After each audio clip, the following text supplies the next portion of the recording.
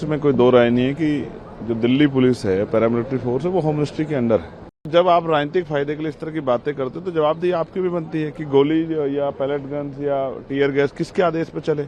इसका जवाबदेही तो तय होनी चाहिए ना। बच्चों को चोट लगी है, हिंसा हुई है, बहुत बड़ी घटना हो सकती है, स्टैम्पेड हो सकता था। जिस तरह से बहुत कम जगह पर लाठीचार्ज हुआ, महिलाओं के साथ जो हुआ, क्या उसको भुला दें?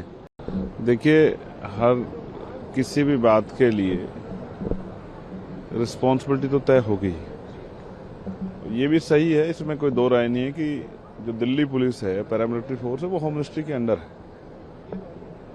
कई बार आप कहते हैं कि भाई यूपी में जो गोली चली थी कार सेवकों को, वो फलाने व्यक्ति ने चलवाई, फलाने मिनिस्टर ने चलवाई। अगर वो बात गलत है कि मिनिस्टर ने नहीं चलवाई, तो फिर आप यूपी में भी इस बात का प्रचार करते हो कि उन्होंने चलवा दी थी गोली। इसका मतलब एडमिनिस्ट्रेशन के लोग मौके के आधार पर गोली चलवाते हैं।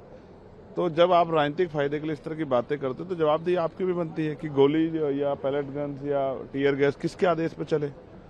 तो जिसके आदेश पर चले उसको होम मिनिस्टर पे कार्रवाई करें। इसका जवाबदेही तो तय होनी चाहिए ना। बच्चों को चोट लगी है, हिंसा हुई है, बहुत बड़ी घटना हो सकती है, स्टैम्पेड हो सकता था। जिस तरह से बहुत कम जगह पर लाठीचार्ज हुआ, महिलाओं के साथ जो हुआ, क्या उसको भुला दें?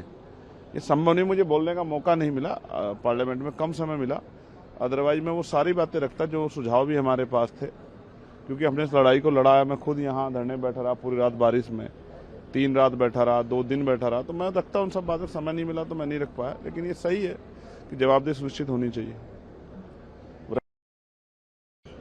राम मंदिर में चढ़ावा चोरी की, तो मैं चाहता हूं कि जैसे देश के हमारे खिलाड़ी जो हैं वो गेम्स में पदक जीत रहे हैं, तो भारतीय जनता पार्टी को चंदा चोरी का पदक हम लोगों को देना चाहिए। इसमें भी स्वर्ण पदक भारतीय जनता पार्टी को मिलना चाहिए कि इनके राज्य में राम मंदिर का चढ़ावा चोरी हो गया। इसके लिए इनको हम लोग बधाई दें और इनको पदक भी मिले, सम्मानित किया जाए भारतीय जनता पार्टी को। मेरा ऐसा विश्वास है।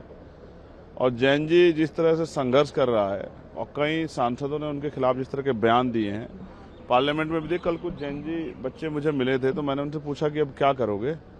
तो उन्होंने कहा जो जो हमारे खिलाफ बयान दे रहा है उन सब के आने वाले समय में जब हम दोबारा नया आंदोलन खड़ा करेंगे अपनी मांगों को लेकर, तो उनके घरों का भी घेराव करेंगे हम, जिन्होंने हमारे खिलाफ चाहे मीडिया में बयान दिया हो, हमें उल्टे अपशब्द कहे हो या हमारे बारे में जो है गलत बातें कही हों।